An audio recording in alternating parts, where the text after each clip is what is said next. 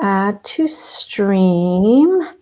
Hello, everyone. I'm going to let people log in. All right. Give them a sec to log in. And I'm going to do my little intro. So good evening. Welcome. If you're tuning in for the first time, this is the La Maison de Rouge Monday night weekly live broadcast. I'm your host, Lucy Sweetkill, one half of the duo that is La Maison de Rouge. A little bit about who we are. LMDR is dedicated to expanding the BDSM experience by discussing, educating, and informing our audiences about the intersections of kink, wellness, sexuality, spirituality, and social activism. We aim to create a safe space for discussing these topics, as well as providing an avenue for our guests to share their stories and experiences. Thank you again for joining us. Tonight, our guest is NYC-based sex positivity blogger, event planner, speaker, activist, and brand ambassador who focuses on the liberation, respect, and consideration of Black people with an emphasis on fat liberation as well.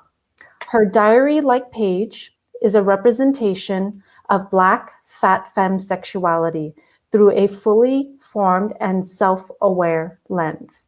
It serves to dismantle internal biases and socially accepted narratives against Black fat femme bodies while empowering others to unpack their own. Please welcome, pronouns she and her, Ashleigh Nicole Tribble, aka Ashleighchubbybunny. Hello, hi there.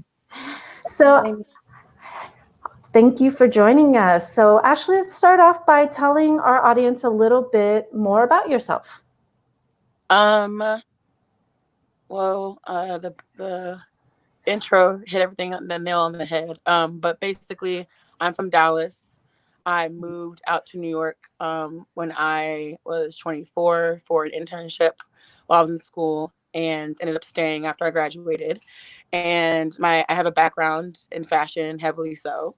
So making the jump to more of like a sex positive, sex tech industry has been a little bit of a change, but all of the same principles in terms of like how to communicate products, how to design products, things like that. Everything is basically the same in terms of like how to build a brand, how to communicate the brand, and how to like do everything that has to do with sharing the brand with everybody. I also am working on a podcast with a fellow sex worker of mine. Um, and that's going to be exploring a little bit more of what was said in the opening and the intro. And that's about it. I also throw centerfold parties. So that's where the event planner thing came from. And they're fat positive, femme centered lingerie parties where it's not like a kink party, but it's like a dance party. So that's something that also is very important to me. You throw that with Venus Cuff, right? Yes, you had through with Venus. Yes. Okay, so let's rewind a little. So you're from Dallas. You came here for school. Yes. So how did the interest of kind of getting into, sex positivity, blogging, and get into your activism work? And I love that term, fat liberation. So how did this all come about? So my background with the fashion, I made it a point to put an emphasis on plus size fashion because when I was in school, I noticed that a lot of our case studies, a lot of our classes, a lot of the retailers that we were supposed to be studying did not cater or did not include fat bodies and fat women. I ended up working at Torrid at the time, so it was like a bit of a shock to me that I couldn't really shop anywhere else. And hold on one second. Adam, can I have some water, please? I'm sorry about that. No worries. So the switch over to the sex tech industry and like sex positivity began how most of them usually begin. I had a little bit more free time because I got fired from a PR job that I was working. And with that time, I also, around that time, opened up my relationship with my partner. Mhm. So talking to him about my dating experiences was getting a little bit redundant because like he thinks I'm the best, like of course. And like so I'm getting like an unbiased, like, well, what did I do wrong here? And like, trying to process things with him because at that point we had been together for a while. Yeah. So it was like, I want to compare notes. I want to see if this is normal. I haven't like necessarily dated at that point for like a while now. So when we decided to open it up, I was learning new things about myself. I was learning new things about my sexuality. And then shortly during that time, I to make extra money, I started working at a dungeon over in Midtown. And like I came into it with like a very open mind, obviously, but I didn't really think, like, I think it took up until me watching somebody actually get whipped with a whip for the first time to be like, oh, we're here. So like in like the waiting room with everybody getting dressed for it, like, even the setup, it still wasn't clicking that like this is real until I was taught how to use a whip correctly. I was like, oh shit, like it's going down. And throughout that experience, I learned so much in terms of like how to communicate sexuality, Yeah. basically. Because like there, of course, people are paying to go there and have fantasies fulfilled. But the ways in which they don't feel shame for it, the ways in which they kind of like know what they want because they're paying for it. But also, I saw my power in the services that I was able to offer. I'm having Mhm. sexual conversations with these people. I'm engaging in like play with them, and I'm being able to establish dynamics that I haven't explored outside of the dungeon. Yeah. Like I'm coming from like a corporate, like I'm used to being an intern. I'm used to being the only fat Black person anywhere I am in these corporate spaces. So going from that, um, and having the anxiety of, oh, I'm not gonna, am I gonna make everybody uncomfortable? Or oh, I have to work twice as hard to make sure that I seem like I'm not disposable. Yeah. I didn't have to worry about that there. So it was a really good like space to develop my confidence as like not only like a sex worker or as like an employee, but also as like me. Because Yeah. I already had all this stuff here. I already know how to talk and speak up for myself. I already know how to do it was just like showing myself how versatile I could be and the transfer of skills that I acquired throughout my internships, throughout my paid positions and things like that. Like, and of course, we're moving to New York and having to like deal with that culture shock. Like taking that into the dungeon with me um, helped me become very successful. And so I liked discussing that. And also I liked connecting with other DOMs there and talking about the communities they're a part of, what issues are particularly like, uniquely affecting sex workers. Like I was working in the dungeon when Sesta Fosta, was kicking Yeah. off. It's like, I had to be aware of everything very quickly. I couldn't, there were a lot of people there that like signed up. There were some girls there that were like undercover and shit. But it was like, Wow. yes, they're like, oh, this is for my blog, and I'm like, that's gross. But Yeah. like it was just like seeing the overall culture of just a facet of like the sex work industry really let me know that like, okay, so like what can I do to like, I like being a part of it. I started, engaging in other forms of sex work, like, online stuff, and like, there were training classes that people were having, and I was engaging with other people that were trying to get me to come and like, dom independently with them. And it was just like there were so many opportunities that opened up, but I just really liked the fact that I was able to find another community, but also learn what I needed to learn to be successful within the community and share those things with other people, and like really unpack all of the internal biases that I, like a lot of other people, have towards sex workers, and like what they do, just to, you know, pay bills like everybody else does. Even how like I discussed it, how like a lot of people discuss it and they don't see it as valid unless you're like selling a sob story. They're like, oh, well, she had to like do what she, Yeah. and I'm here seeing the other side of that. Like, of Yeah. course, because like I'm coming from Dallas where we have Harry Hines Boulevard, where that's like where all the sex workers were known to like walk and stuff. So I'm coming from seeing it in a way where it's not being seen as, you know, an autonomous choice or even like a successful career path, because it's literally like on the other side of the tracks. But here it's, even though for how it does exist, like, because the dungeon I was in, like, it did need some work, but it was still pretty glossy. And it was still pretty, like, it's still pretty, like, here, it's, like, still pretty, like, I don't want to say sophisticated, because in Texas, we don't have that. Like, this is in Texas, so I can't just be like, oh, yeah, it's nicer, because, like, this is the first thing I'm seeing. So it really helped to unpack everything that I thought in terms of what sex work was, what it meant, what it could possibly be, and also my internal biases towards sex work and sexuality as a whole. And I was like, I definitely need to continue. I need to.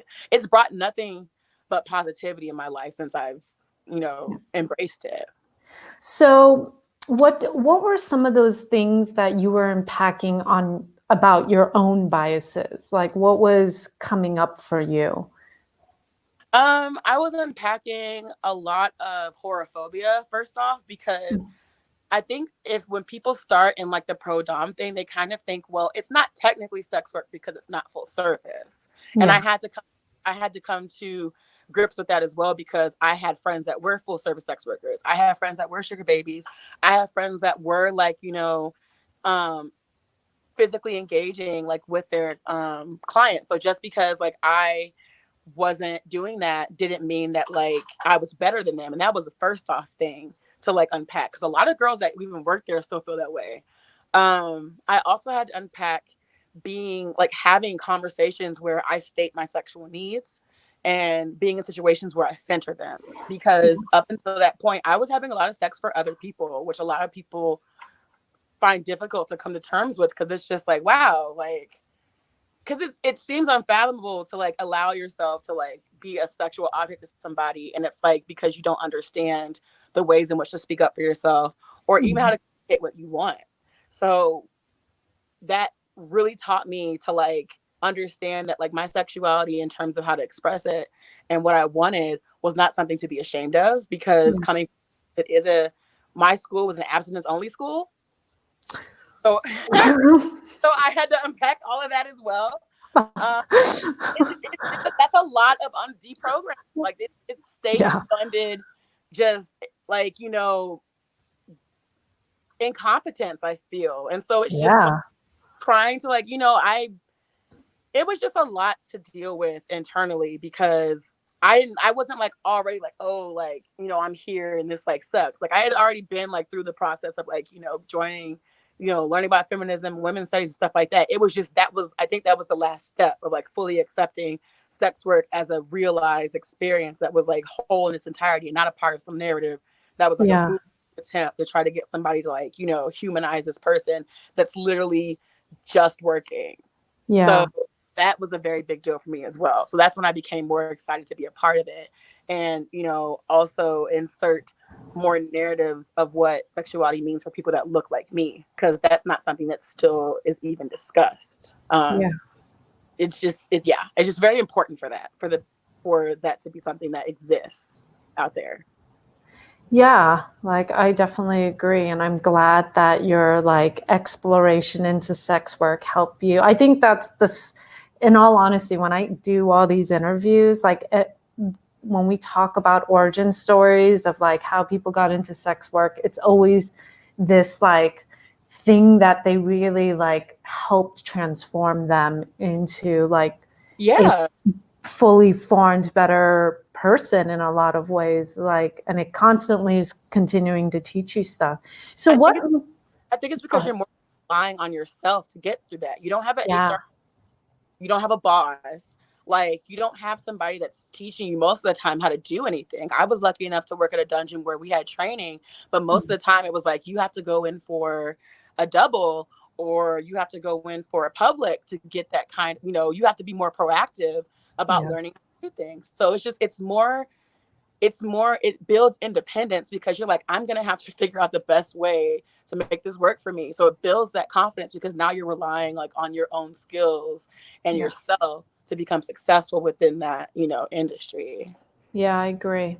So what made you decide to start seeking like pro-dom work? Like, how did that, like, what steps did that happen?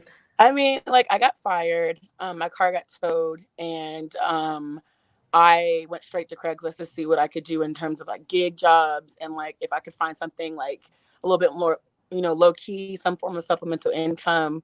At the time, my partner was the only one that was like fully employed. So I wanted to at least be able to contribute, because I had a lot of like internal guilt surrounding like my ability to help provide for our household. So I was like, okay, well, I'm just going to go look on Craigslist. And then I found this listing that said that it was a female ran dungeon, and that they would train you, and that you could make like $80 an hour or something like that.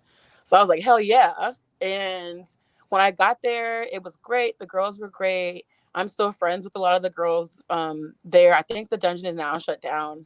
It was raided, I heard. But like, it was definitely like a situation where I needed to have some income regularly. And so, yeah, I thought it was a scam, because they made me go to some intersection and then like call them when I got to the intersection. Like, yes, it was a whole thing. And so I'm like sitting here trying to explain to the person that like I let know that I'm on my way, like in case something happens. Your like, safety call. yeah. So it was just like, it was very interesting to see that's how that was handled every step of the way. It was nothing but professional. And so I was like, oh, this is legit. Oh shit. And so I don't know. It was like really nice. But it just, of course, it came out of like a less than ideal, unfortunate situation, though. Definitely, most definitely. Did you know about sex work kind of before that, or did you know about domination work? Had you like personally explored BDSM, or was did you come across it and you're like, oh, this is interesting? Before then, I hadn't really thought twice about BDSM, because of the fact that like I was more like, oh well, if he's gonna be rough, he's gonna be rough. Like I was the person that was like the bottom in the bedroom, so it was just like more specifically, light play. It wasn't full on scenes. It wasn't full on like dialogue and stuff. So it was really like interesting to try to get a hold on that, because I had no idea what I was doing. And like I tried to come in with a persona. It sucked. I tried to be Dolly Parton from the little Best of Whorehouse in Texas. Like it was a lot. And so because I was like, I'm from Texas, I'm gonna make this work for me. And it just didn't. It didn't work. So I was just like, okay, so this is not, yeah. So I'll see something else. Awesome. But I eventually found my mistress persona, and was able to like work it out, and like, yeah. Cool. Hopefully, I don't know if you're hearing that. We're getting a little static, but hopefully that like cleans itself up in a sec. Yeah. My phone is dying. We have. Okay. I should have asked those from before. I'm sorry. No worries. All right. Oop. We lost Ashleigh, and I think she will be coming back on in 1 sec. So you all get to see my face. For those of you who are asking questions, please leave them to the end. We'll do a Q&A. So when Ashleigh gets back, we'll pop her back in here, and we'll definitely do a Q&A at the end of the interview. So hopefully, let me double check if we can get her to sign back on.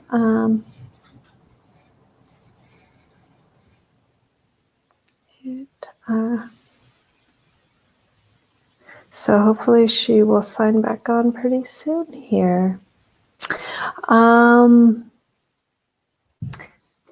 If anybody has any questions for me, oh, here we go. She's on. All right, let me add. There we go. We're good. It was literally dying, and I was like, please hurry up and plug it in. I am so sorry about that. No worries. Okay. So we were at the part where you didn't really know about BDSM yet, but had you known about sex work and did you know any other sex workers at the time? No.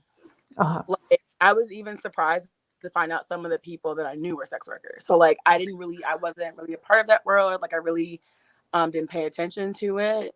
I mhm. was only experiencing sexuality from a heteronormative like side where it was like, oh, how can I perform this for this cis man that wants to like have sex with me? It was never like, how can I make this work for me? Yeah. Outside of like cam work, because up until that time I still didn't consider cam work, because I'm still before the time we're getting to the hierarchy, still didn't consider it sex work. I was like, oh, I'm just like, in this chat room and I'm just, doing this, that, and the third. And so that's why when I like started realizing that there are all these different forms of sex work, I was like, oh, that makes sense. Because that's Yeah. what I was first doing when I moved to New York. Because like for my internship, I was working like full time. So I didn't have time to get a part-time job. So that's like what I used to supplement income as well. So like it wasn't clicking that that was sex work though, because I still Yeah. don't think we were like talking about it, or it wasn't spoken to me in a way where that was like, oh yeah, that's totally something that like is a part of it. Yeah, I think that's a very just common part of our evolution, right? Is like we're fed so much information about what's wrong with sex work, and it's not even considered work, right? The Yeah, terms that are given. And so that's what we see in media, in books, and whatever. And so, like, we never see this as an option. yeah, yeah, And not having that option, we then have all these, we have all these like assumptions around it. And so we have to unpack that. And I think a big part of like unpacking these like really problematic learned behaviors that our society gives, especially on women, is hmm like all of that shit, right? Is like your own sexual liberation, because even just a sexual female is like, no, no, you yeah. know. Um, would you say that, you come from a very like open background, or was it religious, or were you trying to like unpack family stuff too? Um, it was. I came from like kind of like it was a mixture of secular and religious, because when I was younger, I was in like I was in private school and they were faith based. So it was a lot more like us going to church every Sunday, us praying before we got out of the car, like things like that. And then when we got older, my mom started working more like in the ER. And so we didn't really do things like that. And then when I got to be around 10, we made the switch over to public school. So Mhm. it's just like, but it's interesting because the same like conservative ideals stayed. It was like, we're not talking about sex. I came from a very homophobic household, and like it just became like apparent that if I was gonna have to talk about sex with anyone, it wasn't gonna be anybody in my house. Like Yeah. I wasn't learning about it from anybody in my house. Um, so it was about unpacking that. I honestly think my mom had more of an issue with like homosexuality than sex, because the way in which sex was communicated to me was purely reactionary. It was like, oh, you could get pregnant. Oh, you could get AIDS. And it's just like, and that's usually what happens when it comes to like Black girls that are there, that are learning about sex. It's taught in a purely reactionary way, Yeah. because we're taught how to prevent all of these horrible circumstances from happening, because those are the worst possible things that could end up happening to you: becoming a statistic, you getting pregnant before a certain age, you contracting HIV before, when Black women are the number one, newest diagnosis cases of HIV, like in Dallas, Texas, like things like that. So it was just like, it was never taught to where like, oh, this is what consent is. This is what like you should expect when you do have a consensual sexual experience with someone. Of course, it was not going to be taught in like an open-minded way. My mom didn't know that I was gay at that time. It was just like, it wasn't as bad as it could have been, but it did enough damage to where I had a solid 10 years of trying to unpack that. And that's like from when I left my house to go to college up until fairly recently. So Yeah. this is like a lot of like having to deprogram a lot of shame, a lot of guilt, a lot of embarrassment, and a lot of like just putting up with shit Yeah. sexually, because I wasn't taught that that was something that I should even, you know, feel comfortable enough to talk about. Like I still don't feel comfortable talking to my mom about sex. Like I talk to my sister about it now, but that was like just a natural progression where we just like one day, she just asked me a question and I was more than prepared to answer it because I was like now being more open with having sexual conversation. So it was like easier to share, talk to her about it. But most definitely not my mother. Like even when we had to talk to my brother about him watching porn, we made it a point to talk to him first so she wouldn't make it weird. Yeah. We knew she was gonna mess it up. We're like, no, don't like. Cause like, okay, he's watching porn, cool. But I was just like, I just want to talk to you about how tentacle porn is not necessarily something that you're gonna be like running into in your sexual life. Like you're not tentacles, and like I'm like trying to wonder like where he's getting all these like this information because I just want him to know that like that's not all the ways in which have sex. I didn't want him to feel weird about his questions. Yeah. But like she wouldn't have handled it like that. She got onto me for like speaking inappropriately in a chat room. So it's just like, I just wanted to be that person to help my sibling out to be like, I want to be that guy.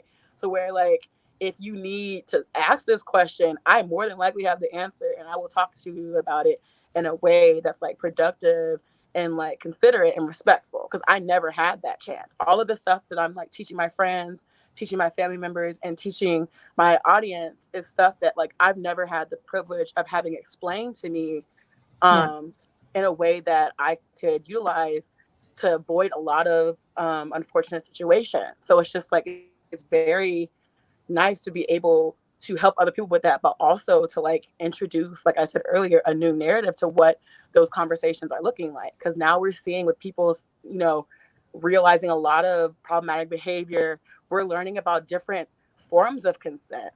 Like we're learning about like coercion. We're learning about, we're learning about things that like, I really wish we were having a conversation this size, like 10 plus years ago. It would have really helped a lot, but I'm glad that I have the information now and then I'm able to share it with everybody and working in sex work and then the sex tech industry and becoming more of an integral part of the sex positivity movement in this current wave of feminism is a lot. Like it has everything to do with that.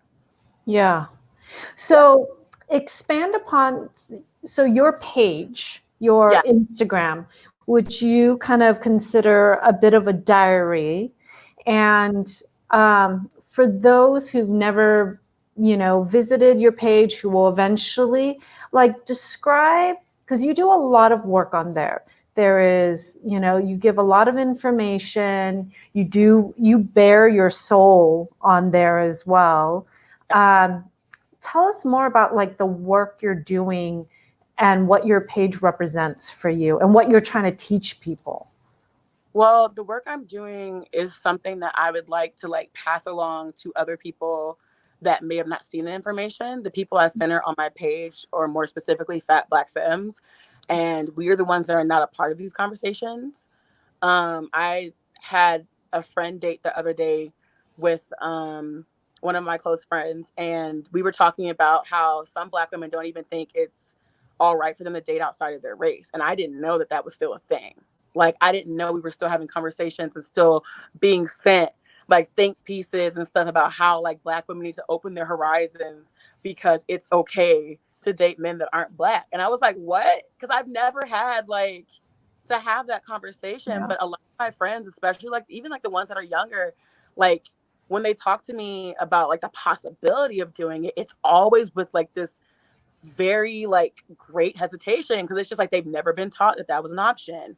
When I'm talking about different kinds of sex I'm having with different lovers, it's like I have never been presented someone that looks like me having an active sex life, and or like an aspirational one or just a real one, because I let people know when I'm talking about this stuff, it is aspirational and it is like reality, because I do feel like a lot of the narratives, like I mentioned before, that do have fat Black women in them are like, they're supposed to be a joke. It's supposed to be funny. It's supposed to be gross. It's supposed to be, like a deterrent. This is supposed to be like a life lesson. This is where you could end up with some fat Black woman you don't love raising your kids if you don't get your life together.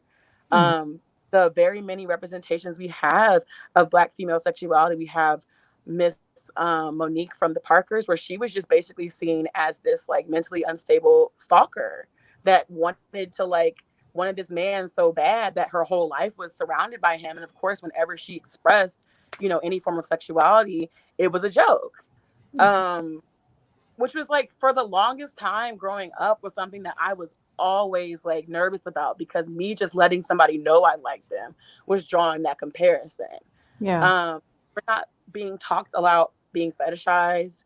We're not really deconstructing, the term BBW as to Yeah. how it pertains to us. And we're not really trying, like, we're not having people let us know that, like, we don't have to exist within a fetish to be considered a person. And Yeah. that's not being reflected in the kind of sex that a lot of us are having either. Because I have to have that conversation with potential partners of like, so, and it sucks to have to access every time, because they try to like wait and they think they're slick until it happens. But like being somebody's first is never fun, especially when you're the first person that, the first Black person they've ever had sex with, the first fat person they've ever had sex with. So it's just like trying to introduce those conversations, because I've had a lot of people DM me after the fact and they've been like, oh my God, I can't believe that that's something that happens to other people. Like, I've been dealing with it and I don't know how to talk to my friends about it, or I don't know how to talk to my partner about it. And so the work that's on my page is kind of like an outline, most specifically, because if you do see something like that out there already, it's possible to have that conversation with somebody. Yeah. It's like, I never thought it was possible to center my needs in a sexual relationship, because I've never even thought that that was something I deserved in the vessel that I'm in right now. That's never been shown. And that was reinforced by my partners beforehand. I didn't give a fuck about whether or not I was a person. I was just a whole. So when I started speaking up, that's when I started seeing the internal biases come out of me having to just be grateful for what I can get. A lot of them asking disgusting questions when I'm dating, just expecting certain kind of behavior out of me. And so compiling that into my page and sharing that, like, it's me practicing radical vulnerability, because I know that that's something that other people can like connect with, but also like it can help them realize things that they want in their lives that they are afraid to speak about. and Yeah. and like and have them like feel more empowered to be like, no, like, ask the questions they need to be asking, as in like, why should I have sex with this person? What am I benefiting from having sex with this person? Like, why do I feel this way when I'm having sex with this person? And like, how do I explain to this person that this isn't working for me? Or how do I explain to this person that this is working for me? It just shows what can be possible, um, as normal as I can get for like a normal like dating experience as a 20 something like woman like in New York. It's just that we're not seeing this person, talk about it.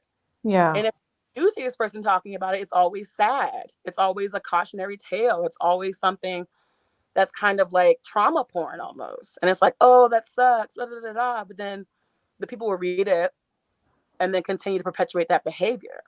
Yeah. Um, so I just want that the page is there for like, connection as well as like education, but also as like a template for like radical vulnerability.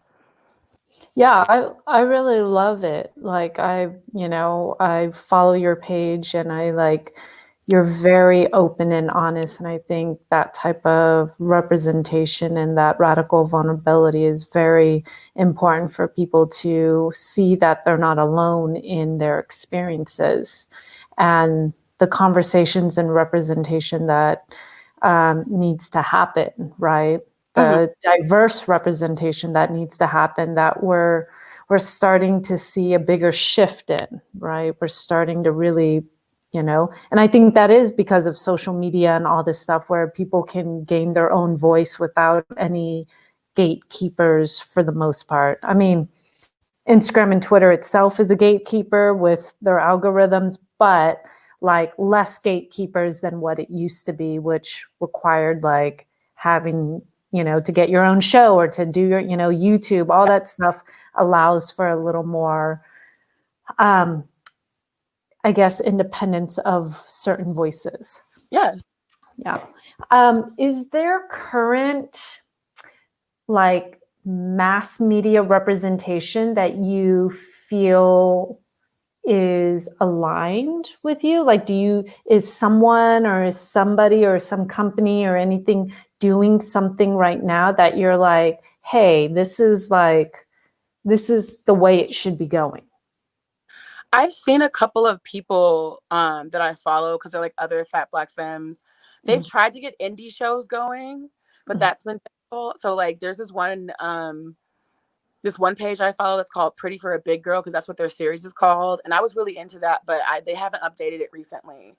But in terms of like mass media, there's a lot more fat women with podcasts and obviously like dating videos on YouTube. Like they're speaking out like in droves about everything from about how to dress for a date, how to deal with people that are, how to deal with fat phobia on online dating apps, how to like, negotiate things in relationships. Because a lot of the time we're not being taught how to negotiate our needs and wants when it comes to all kinds of relationships. As fat women, we're taught to make everybody comfortable with our presence. So we're sacrificing a lot of, our comfort, our autonomy, and our needs because we're seen as taking up too much space. So we're trying to create, take away from ourselves and extend that space to other people. And so like other people see that and they'll take advantage of it. It happens a lot of the time. So these women that are getting online and like sharing experiences and like doing all this stuff, like it's more specifically a grassroots effort. Unfortunately, there's nothing that I've seen that has been in, I guess, popular media or any kind of like thing outside of Ashley Graham being in Cake's music video. But even then I just found that to be very performative. But I did take away that seeing somebody that is a smaller fat like Ashley Graham next to Joe Jonas was shocking enough, because like Ashley Graham's a smaller fat, but she caps out about a 14, 16, and she's tall. So her weight is distributed differently. And she's seen as a proper representation for our community because of how her body weight is proportioned and how it's split up among her body. She is what people consider a good fat because it looks good on her. So seeing her in a music video with Joe Jonas, of course, I like rolled my eyes. So I was like, oh my God. But then I was just like, wait, she looks really big next to him. Like I was just like, because I'm used to seeing in music videos and movies and culture, like men like women that are the same size as them or smaller. And so that's like usually like in his music videos and stuff. So like seeing her, like seeing them like in this cute little relationship and they're like in the little apartment in the video and stuff was really cute. But I can't really see like I can't think of any other representation where it's not meant to be like a joke or like it's like, oh, like this could happen to you. So like I'm like drawing a blank right now actually, because the terms of like representation we have, like it'll get there and they'll like lose weight, or it'll get there and it's half-assed, or it'll get there and it's meant to teach everybody like a very serious lesson about being fat. So how do you feel as someone who has a fashion background, like certain brands like like Fenty, with the lingerie brands and representation along that? Do you feel like fashion is catching up? I feel like fashion is going to do what fashion always does, which is find a way to make money regardless. And I don't think fashion is catching up, because a lot of my criticisms of Fenty and Rihanna's approach to her lingerie line, which like has led everybody to believe that me and Rihanna are sworn enemies, but we're not. Complete opposite. I'm obsessed with Rihanna, but it was just like, it was kind of like, I don't know, like after seeing the hype of her basically changing an entire, like I don't care what anybody says, Rihanna, Rihanna Fenty changed the entire makeup industry. As like she literally just said, oh, I'm gonna have this extended range of shades. I'm gonna have these different undertones. I'm gonna show these different models in my shed. And everybody else was like, what? Oh no, let's put our stuff in the front. Like let's show, let's put everybody in the show what they got. Like we got it too. And it really cast a spotlight on a lot of brands that were slacking. And consumers were starting to demand more, because these are products that we're interacting with every day. And a lot of the people that interact with these products are not being represented. Like, I'm pretty sure you've seen the posts where people will go to the store and they'll take pictures or video of all the different kinds of beige in the makeup aisle. And then you get to like the darker tones and it's literally like 3 or 4. And those are supposed to cover the entire spectrum of darker skin tones. So it's just like, I just really found it interesting that she came into that industry and completely changed it. But when it came to like the lingerie industry, like the complete, like, just restraint, I feel, and like really fucking some shit up. Like, I was in the dungeon when the first drop, the launch happened. I was like the person, I was one of the people like sharing all of the videos, the ads that were going out and stuff, because it was like all plus size models I knew and shit. And we heard it was going to 3X, which at the time, I was like, that's ridiculous. I've never heard of a mainstream brand actually being like letting people know to go to a 3X, first of all. Second of all, Rihanna and plus sizes and lingerie, like, I signed up for everything. And then when it dropped, I just started noticing the difference in like the aesthetic of the lingerie and the number of options in the lingerie. And so when I like said something, everybody was like, "Oh, no, no, no. This is the first drop. Like, she just has, you have to give her time. Like, she's going to figure it out." And then drop after drop after drop. Yeah, we're seeing more plus size people represented. Yeah, we're seeing, we had this amazing New York Fashion Week presentation that she did, and one of my friends like opened up the show, which I still to this day am pinching myself over. But also, like, if you notice the clothes that the plus size girls are wearing, they pale in comparison to what the smaller models are wearing. They're wearing clothing that we can easily, and has already been said that we can find at Torrid. Some girls were like, I found better lingerie at Walmart. I found better plus size lingerie on Amazon, on Yandy.com. It was just all of these different places that we're familiar with finding lingerie that's actually sexy and in larger sizes, because the wholesale industry is already caught up to that. They Yeah. can sell like bits and pieces of like throwaway lingerie or little things here and there, and they go up to 6X sometimes. Like, Yeah. and it's just like, so how is somebody that has this much like industry pull, this much power, this much clout, this many resources, like, who has her finger on the pulse of everything that's creating this much change? Why is that still an oversight? And like, I started to like talk more and more about it. And it just felt like it was deliberately something that was leaving plus size women out, because people are afraid of fat women looking sexy, Yeah. because they want to see it.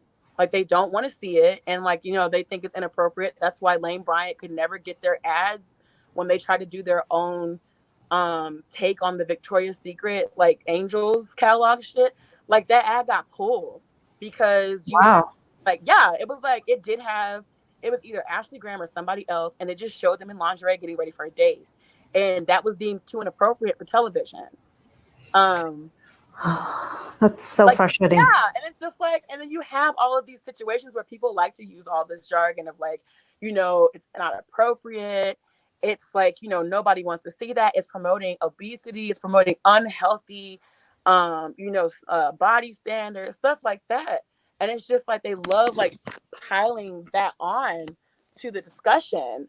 But last time I checked, like, none of that correlates to what they're afraid of happening, just to see a plus size woman in like sexy lingerie, or lingerie that's actually sexy. Um, so that was a major disappointment to me, because I was just like, I really feel like if anybody could have done that, it was Rihanna. And even when we do have the updated versions of it, I can still see the lack of options. It's like, ooh, we have all these bralettes though. Ooh, we have all these panties though. And it's like, but why can't I have the little corset thing that she has? Why can't I have, the half cut bra? And Yeah. when I got reached out to by Teen Vogue about the Valentine's Day collaboration, because they were very different looking, a lot of people tried to give me all these excuses as to why that couldn't happen, and I gave them at least 3 different places that have made that happen and consistently make sexy lingerie like that happen. Like, Yeah. I was like, am I on glue, or does Playful Promises and uh, Hips and Curves and all in Cacique and all these other places that have been making plus size lingerie, like, are they just not doing it anymore? So, but they're not. We don't know about it because it's not on that great of a scale. It's still seen as a niche market, and I think that's interesting.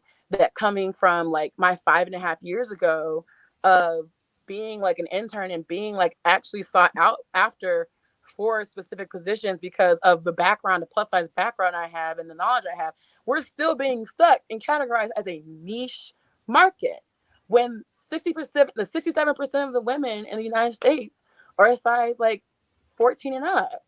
Yeah. So it's just like there's something that goes into the lack of sexual representation of us, because it's all like, if you don't even have to get that deep into it, you can just read the comments. Like, I don't know if you watch Empire, if you ever heard of it, but Gabourey Sidibe was in a scene where she had a love interest, and they were just like filming it, like them finishing up a love scene, and that was the opening of the show. And the memes and the commentary and all of the disgusting things that were online like shortly after that aired was like nauseating, because it was just like, she's not doing anything. She's Yeah. like tastefully clothed. She's just enjoying like the afterglow of like, being with her lover. And she just so happens to have a thigh on him. And everybody like pretended like it was the worst thing they've ever seen. And then you kept hearing over and over again this concept of, and I can't get a text back, and I can't get a call back. And it's like, so what about her negates like your attractiveness or adds to it, when she's literally just like on a TV show, and Gabourey's now with somebody in real, like, IRL, and people are still saying shit. So it's Yeah. just like, there's this perceived notion people have when it comes to Black women, when it comes to Black fat women, and when it comes to our sexuality. And it's weird that everybody wants to deny it until they're met with it. And it's just like, Yeah. oh wow, like, you don't even have to look far. If you look at a bathing suit picture, what Yeah. everybody has to say about it, it's just like, I just really feel that Rihanna missed an opportunity to, you know, add to that narrative, or like at least change it, because like she does have dope like fat girls working with her, and like, they're all on my timeline, and they're all like trying to sell these panties and bras, and I'm just like, girl, they don't come in my size, or they don't, that's not cute enough for me, and that's fine. I just don't participate. But it's just like, I'm not going to sit here and act like I don't see it, and act like I don't notice the correlation. Yeah. I mean, this is like a total business opportunity, like for so many. Like, I feel like maybe you should start a lingerie company yourself. I've thought about it. I am thinking about starting another, like a clothing company, because like I'm Yeah. still planning for it. But it's just like, and people love to say all the time how hard things are, and oh, we need this, that, and the third. But it's just like, as somebody that's worked behind the scenes, I know it doesn't take all that. Like, Yeah. I know that it's as easy as just having somebody come in and grade up a pattern, and like Yeah. actually pay attention to, different sizes wearing differently constructed clothing. And it can still be the same clothing, it just needs to be constructed differently. And so it's just showing um a very glaring like blind spot, but also like it's exposing the like laziness and internal biases that people have towards creating something that fat women would like to wear and feel good in. That's not a caftan, that's not a muumuu, that's not a cardigan, or whatever other things that we're supposed to be covering ourselves up with. And it's just interesting to see that in correlation with the body positivity movement not really doing enough to change that, especially as it comes to like, oh, now we have lingerie. And it's weird because we have plus size influencers doing their own lingerie lines with these retailers. But it's just like, so y'all should be able to see that there's a demand. They sell out all the time.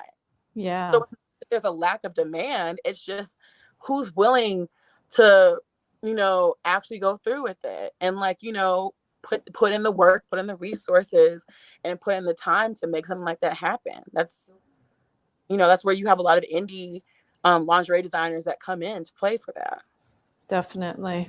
Yeah. I mean, it's, I would assume that would be a really big market to do. And it's really about just getting different size models, Yeah. right? To create that. Um, I I couldn't even, do, I worked in the dungeon to wear yeah. it. Like wearing like, very personal. It wasn't like, dommy, but it was like I couldn't find fetish wear in Yeah. my, and even like within my price range, because a lot of girls were getting things at that time for like Forever 21, when they were really going through their little BDSM phase where everything Yeah. was like, and I'm serious, like they were stopping by the Forever 21 on the way and be like, oh, I just picked up this skirt, I just picked up this dress, and I'm sitting here in like this whole like cotillion looking nightie because I can't find like any like Yeah. dom clothes in my size, especially dom clothes that I could afford in my size. So it's just like really interesting, like how that's like something that even that became like mainstream. BDSM did become mainstream because everybody had it and everything, but it was just like we couldn't even participate in that neither. Damn. Yeah, Yeah. that's definitely a thing, a hole in the market that really needs to be addressed. I do want to ask you about your bunny. So I used to have a bunny myself. Jolene, she's on the radar. Oh my goodness. So I know you have two, right? I do. I love bunnies. So yeah, I used to have one. So when I saw that you had a bunny as well, and weirdly, I know a lot of sex workers with bunnies. Right. It's very Right. like it's an Maybe because they're unusual quiet. animal to have in New York, and like it's funny. I know like 5 other sex workers who have bunnies, and it's like this weird commonality. Yeah. Yes. I know, but they're so loving and cute. That's why. And like I don't know, like I have never really had pets, so learning how to gain the trust and love of a pet has been very exhausting for me, but like it's worth it, especially if it's like a bunny, because like they don't make a lot of noise, but they do require a lot of care. And so like I underestimated what went into that. So now like being able to care for like another little being in this way has like taught me how to be patient. It's taught me how to be like softer, and it's taught me how to like be more resourceful when it comes to like I don't know, like how to deal with them. Like I built them a whole little thing in here so they could have a space to like chill out. Like it's taught me problem solving because I when I think of things, I like am used to only thinking about myself. So but like when I'm with them, like okay, I need to think about who's gonna watch them. Like, where am I gonna live where like they can be comfortable and safe. And it's just like that's like, if sometimes it might be like my excuse to be like, well, I need to it's through proxy. They're gonna be comfortable and safe. So that means I'm gonna be comfortable and safe. So I won't be able to say it out loud, but now I know that's something we're all looking for. So it's just like, yes, they're like, I don't know. Jolene I was named after my mistress name is Jolene after her. Because they said that the other men in like the men, because the customers wouldn't understand the difference in names. So the first name I had they wouldn't let me have it. So they were like, who's a strong woman in your life? And I joked around and said my bunny, and they're like, oh, that's it. You're gonna keep it. You can't change it. So Jolene's a strong woman in my life. She's a strong bunny woman, and like she's just very like I don't know. She's very loving, and like she's a Dutch rabbit, and she's just so cute. Oh my god. Oh, Every yeah. time they're just like, oh my god, it's her, because they've seen her and like it's her. Where is she? Where is she? I'm like, she has her own fan club. Moki's a little bit more introverted. He's like a little grumpy muffin because he's like a Holland lock, like a little muffin. Yeah. But he's like grumpy. I know that he's like still dealing with the loss of his little bunny partner. Oh. But I feel like him and Jolene have bonded very well. To where he's able, like he's not as like off, like off to himself. But if you are looking for him, he's more than likely with her. So that's good. That's cute. I know. I'm going to open it up to questions. So, for those of you who have questions, feel free to ask them. I'll put them on the screen. There was someone who wrote this, and I'm not sure if they're still on, but I guess their faces. So, are you a third wave feminist? It's always interesting, these second wave. I think they don't fully align. The waves that are primarily communicated are only communicating the needs of the people that are being listened to. So in the first wave, you had like Susie B. Anthony and all of them that were horrible, but they still wanted to vote. So it was like their interest became the overall like driving force of what the first wave turned out to be. The second wave was completely something that was born out of basically white women at home, white women like staying at home with their kids, as was the first one, because these literally were started by middle class and upper class white women who were just like, I'm tired of not having my needs met or my voice heard, so I want to fucking vote. And then they were like, I'd be damned if like a black man would vote, got the chance to vote before I did. So that's where they were coming from, first wave. Second wave, it was more your like Betty Friedan's and all of these women that were just like, I'm tired of being told I have to be at home. And like, I'm able to like, make a way for myself, especially since a lot of women were being told and being expected to like basically abandon their jobs once all of the men came back from like war and stuff. And it's like, no, we've shown ourselves and other people we could work outside the house. We would like to do that. But what was interesting is that while they were all doing that, they were employing a lot of women of color and having them watch and raise their kids. So therefore, all the needs that were being expressed in the second wave were only benefiting those who had the privilege of being able to participate in that. As of now, I wouldn't necessarily say it's a third wave, because wouldn't we have like already had that before now? Yeah. Like, so I feel like right now we're in a very transitional period, especially with the current events happening, because we're now seeing that the main focus of what feminism has been up until now is not completely serving the needs of everybody else who needs it. So that's why you have a lot of Black women turning into womanism, and you have a lot of people now looking into intersectional feminism, because the mainstream like Disneyfication of feminism and stuff like that, it's really showing itself to be a shallow endeavor, because like y'all are worried about whether or not Legos have a gender, yet like women are still trying to figure out ways in which to bridge a pay gap in which they make more than maybe less than white women.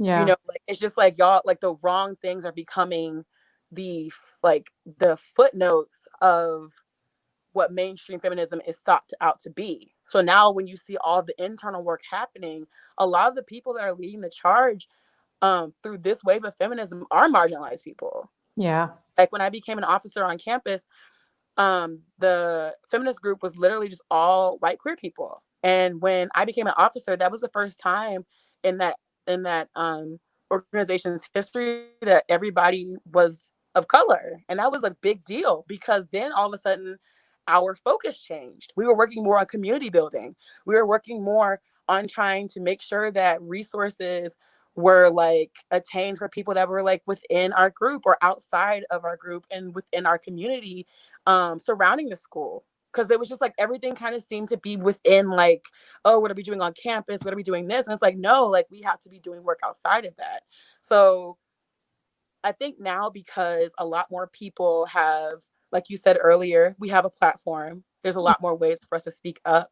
This wave of feminism, I don't think it's the third wave, but I am on board with this current wave, because we are now getting to a point where we're centering marginalized voices and we're amplifying them. And we're trying to we're just now, I've been teaching people about misogynoir and talking about it for years, but now because everybody has their eyes on like the current civil rights movement, now they're like, oh, I didn't know about this before. Like, what is misogynoir? What is that? And it's like, oh, it's a very real thing.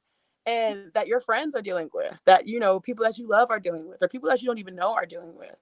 So it's just like, I think now, because people are ready to listen and ready to understand that there's a lot more to feminism than what we're being taught, because if we're going to be honest, feminism still pretty much scares people. So that's why the mainstream, but I feel like I'm definitely on board with this current wave. I see a lot more feminists of color speaking and writing books and getting things published and doing all this stuff than I do like how it was probably, even like a few years ago.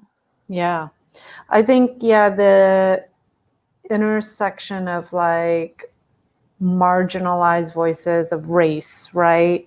Of sex work that usually gets left out of conversations around feminism, because sex work alone is so splitting for so many, I always say like sex workers are unfortunately sometimes the lowest of lows, because like no matter what religion, most people hate us.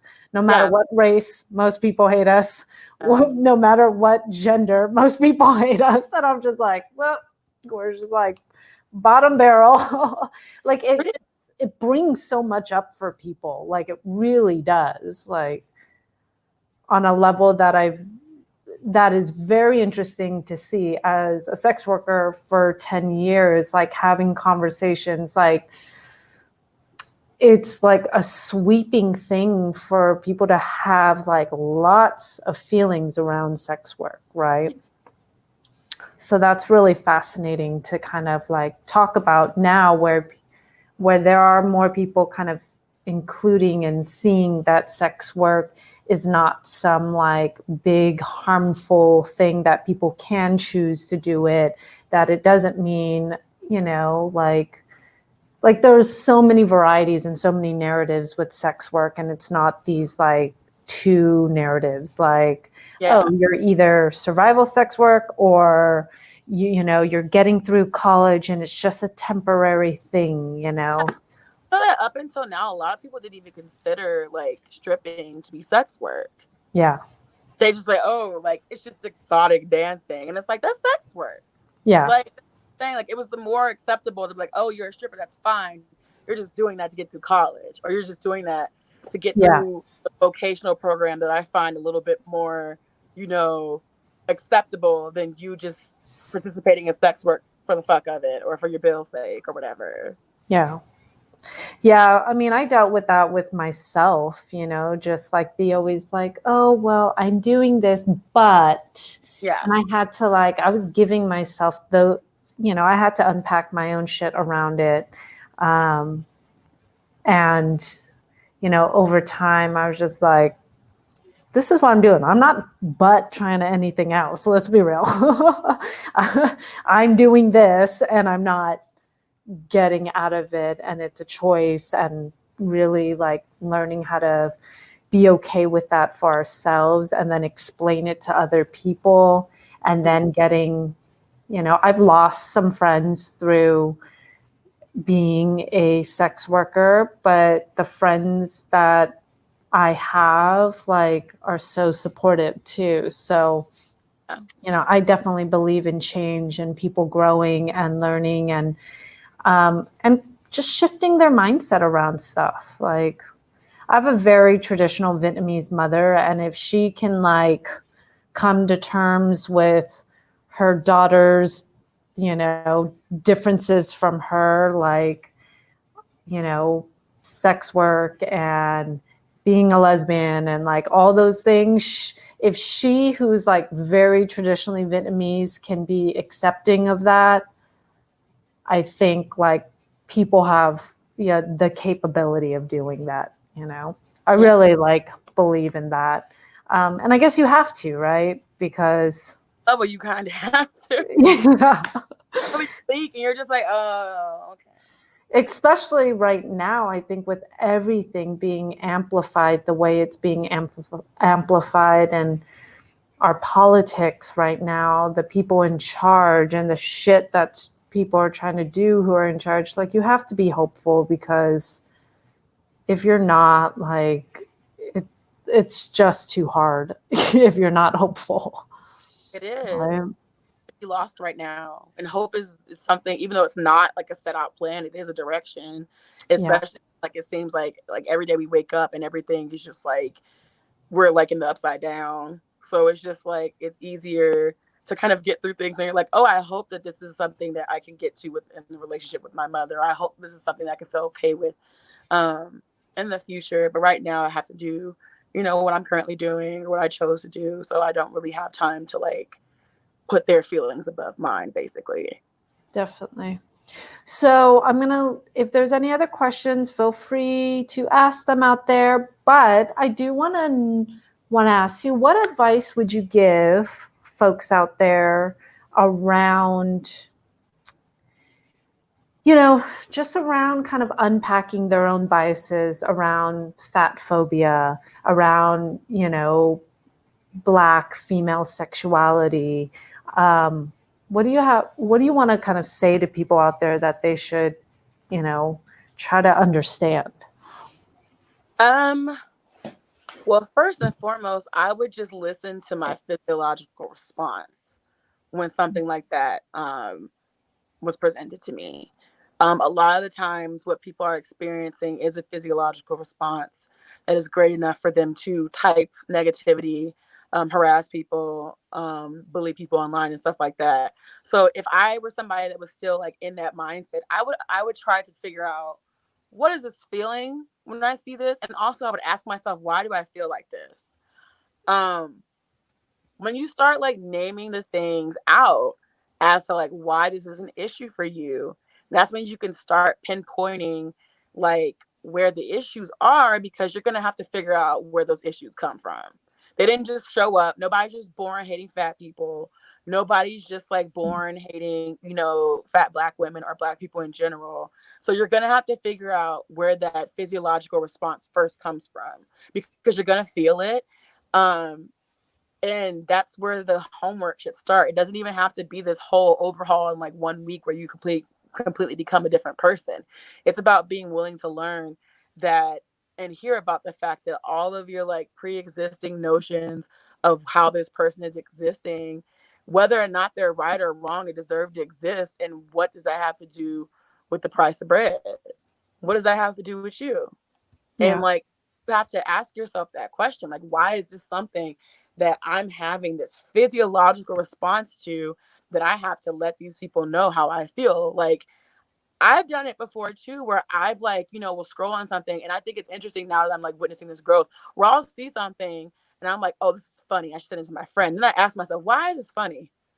Yeah. Like, I'm still like, I'm still a funny person. I still have a sense of humor, but I'm just like, why would I send this to my friend? Honestly, like, what am I getting out of sending this to her? What am I getting of like, commenting this on someone's page, or commenting this on like someone's like picture? Like, you have to ask yourself, like, if like, why is that how you choose to spend your time? Hmm. And the solution to that is actually just more questions. Because once I started trying to question all of the advice that I was given to adhere to in the meantime, on my way to my like dream body, or like whatever the fuck I'm supposed to be like working towards, because that's the only thing in life I'm supposed to be doing at this point, apparently. Once you start like getting past that and start asking like, oh, well, why is it if I did this or wore this, or worked here, or knew these people, or fuck these people, then why am I still dealing with fat phobia? Like, what is the issue here? And then of course you're going to be like, well, it's me. But then you start asking yourself, are these things that bother you though? Does it bother you that you wear this size? Does it bother you that your body looks a certain way? And then you just have to ask yourself why. And through all of the question asking, I understood that systemically I am not supposed to love myself, because the overall destination of like systemic fat phobia, systemic black anti-blackness, or any kind of other marginalization that works to like continue to oppress people in that kind of way, the desired result is non-existence. So it's just like, so then why don't I deserve to exist the way I am though? You know what I'm saying? Yeah. So when you get to that point where you're like, oh, I'm just not dealing with this, or I'm being presented with yet another thing I don't want to look at, ask yourself why that person doesn't deserve to exist without you saying something negative about how they exist. Yeah. You start asking questions like that, you start seeing like, you're like, so you start unpacking shit, because there's no way that like in good conscience you can continue that behavior once you start holding yourself accountable for it. And Yeah. that's where real work starts. It's not this performative shit where you're like, oh, I see the beauty in fat people now, I'm gonna start posting them everywhere. Like how people will send me pictures of fat people or black people, and they're like, see, look, I know some, see, I saw some, I don't have a problem with it. And I'm like, this is weird, but go off. But it's just like, at the end of the day, the only person that you need to remain accountable to is yourself. Like when you ain't did nothing all day, you haven't showered, you haven't brushed your teeth, and you're not gonna be around nobody else. Whose opinion is more important to you in that moment? It's yours, because you have to be accountable to yourself. You're Yeah. like, I didn't brush my teeth, I smell like a goat. So it's just like, how do I feel about behaving this way towards people? And like, what does this say about me?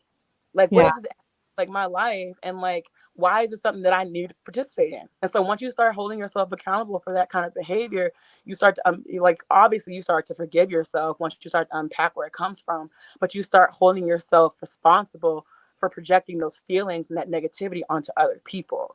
And that's the ultimate goal. You don't want to end up being that person that walks around projecting that kind of negativity on other people that are just trying to exist as you are. So that's a really good place to start.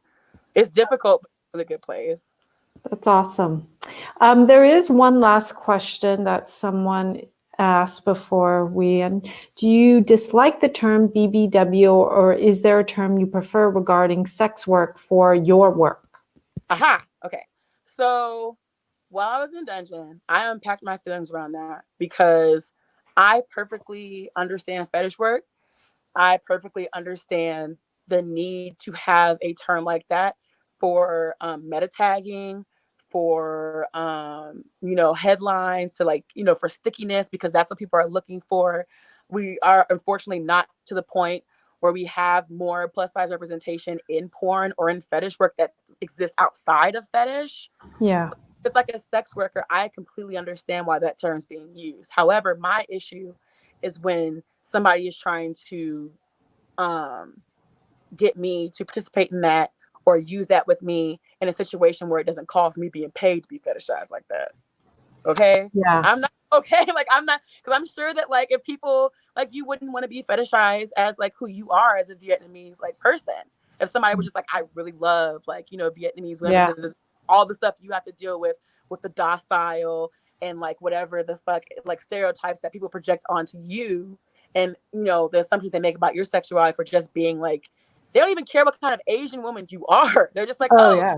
and, like, great. She's gonna do what I say. She's not gonna challenge me, and the sex is gonna be great, and it's all gonna be all about me. And all this shit that people love to project onto women that aren't like just white women. So it's just interesting that like it took me so long to figure out that like no, it's okay to be paid to be fetishized, especially if like that's how you're getting your bag. Like, of course, you're gonna make it to where you can get found easier and get a lot more work and stuff. But like, I completely do not fuck with the term like in a personal way if somebody's coming at me like that, because that's how I know I'm being fetishized, and like I deserve to not have a sexual encounter in which I feel like a gigantic object, or I feel like a gigantic like fetish because somebody doesn't understand how to impact their feelings for me as a human being, as opposed to some fetish object they, saw getting fucked on the internet once, or like want to try, or, experiment. I totally agree with you, because that's what happens, where, I tend to ask the question when dating, I'm like, have you ever dated Asian girls before? And if they're like, oh yeah, all my exes are Asian, I'm like, nope, we're done. Nope, we're done.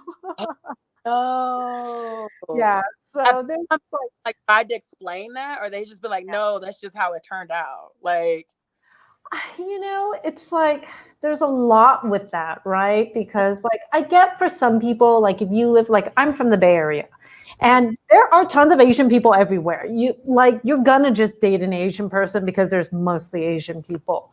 But there is also this thing where I'm like, it makes me feel uncomfortable if the only people you've ever dated were or only Asian women, because then I'm like, it's harder for me to figure out whether I'm just one of those, or is it me, And I think that's what happens with Black women too, where it's like, am I like a thing off your list? Yeah.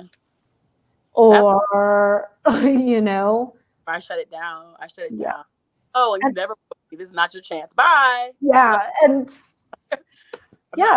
it's hard. So you don't fully know. Yeah. But, I want to, end our interview. There is Ashleigh's Instagram in the scrolling, and her Twitter as well. So go ahead and follow. And Ashleigh, do you have any projects or things you want the audience to know that you'll be doing that they should look out for? Yeah, so me and a close friend and a fellow sex worker are working on a podcast. We've already recorded most of the episodes we want to release. We're just planning on launching. The past couple of weeks have not seemed like the best time to do it. So out of respect for the situation and our own personal circumstances surrounding the current state of our society, we pushed it back. But it is going to be up soon. It's going to be called TNA, and it's going to be a little bit more of like what you and I have done in this conversation, exploring a little bit more in terms of what topics to unpack and facilitating the conversations in which to start unpacking. Because I feel like a lot of the podcasts I listen to, everybody's like really worried about like getting in and getting out. So it's just like, oh, we'll just toss this out there, and like, we'll see what you can go do your own work and stuff, which I completely love, because like I want to feel like I've earned this, especially if I'm like learning something, especially if I'm like following along with like a podcast. It's kind of like when you put in your time for like Game of Thrones stuff, you've earned the you've earned the revelation of whatever is going to happen next. So it's just like, I like those where they like kind of leave you breadcrumbs, but I also like the ones where they get into full-on conversations, discussions, because those do not happen enough in everyday life. Yeah. We're still stuck in this context of wrong place, wrong time. But then when you start once again asking those questions, so when is the right place and right time to have these conversations? It's a very small window. Yeah. It has to be in like a setting like this, or like it has to be deliberate. And so when I moved here, I was the person that was just casually introducing like a lot of like angst and shit like into like everyday interaction. So when I worked at somewhere, I was like, oh, they would say something, and I'm like, yeah, so is capitalism, and they would get uncomfortable. But it's just like, that's something that I think needs to happen. And I agree. Yeah. And even if you're not being like gross about it, because of course I'm not gonna be gross about it, but I'm gonna say something, because like of course you're gonna go home and you're like, Ashleigh said something about late stage capitalism today. What the fuck is that? And so like I want to so the podcast is gonna be more specifically me fleshing that out. It's gonna be kind of like my page come to life in a more like, narrative sort of way, because people have been asking for me to do lives. They have been saving videos and stuff. I'm not good at videos. I'm not like, I really have been doing lives a lot more because of course quarantine, but like I would rather prefer it being a conversational format, because I hate talking at people. So I can't wait for this to launch, and I'm so excited. We called it TNA because obviously. So that's awesome. So people look out for that. And also for those of you who are new to logging into, our Periscope, this recording will be going on to YouTube later today. So that will get posted and will forever be there as long as they don't shut us down, which with YouTube is questionable. So yeah. Hopefully, here's hoping. Yeah. So far we've been good with it. For those also, of you, series, by the way, so I love this series, by the way. Like as soon as like I got like pitched for it, I was like, oh hell yeah, because like my friend be doing the same thing with like the Tuesday stuff. So I was like, oh my god, I get to like have like my sex positive and sex worker shit. Like I have it lined up all week. Like awesome. I love it. I think it's so important for all of us, like, to put our voices out there, because our voices totally get shut down. And I think that's why Dia and I kind of created this. It was like a community thing. It's a labor of love, that we don't get paid for, but it's so important for people to get this information and to see the different types of people who work in sex work and see them fully formed in conversations, and not these like just pretty photos, which happens, where then you're just placed in this fantasy world, and they just think like I'm constantly in latex with a whip. And I'm just kind of like, no, I'm a fully formed woman and person. And I want to show you all these other amazing, beautiful people who like work in sex work, who are just smart and lively and, doing really amazing shit and making changes and teaching people along the way. So thank you, Ashleigh, for being on. I'll send you the link to the YouTube once it's up so that you can post out, or if you want to, if you have an upcoming website that you can put on as well. My little section is about to be out. Roll Lucy. Yeah. And then thank you all for joining us in this conversation. Again, we broadcast every Monday, 7 p.m. Eastern Standard Time. You can follow us on Periscope, on Twitter, on Facebook, all under La Maison de Rouge. And then to watch this interview afterwards, or if you want to push it out, we are on youtube.com/La Maison de Rouge. Thank you again, Ashleigh. I'm going to end this broadcast. Thank you so much, Lucy. Enjoy the rest of your evening. You too. Bye.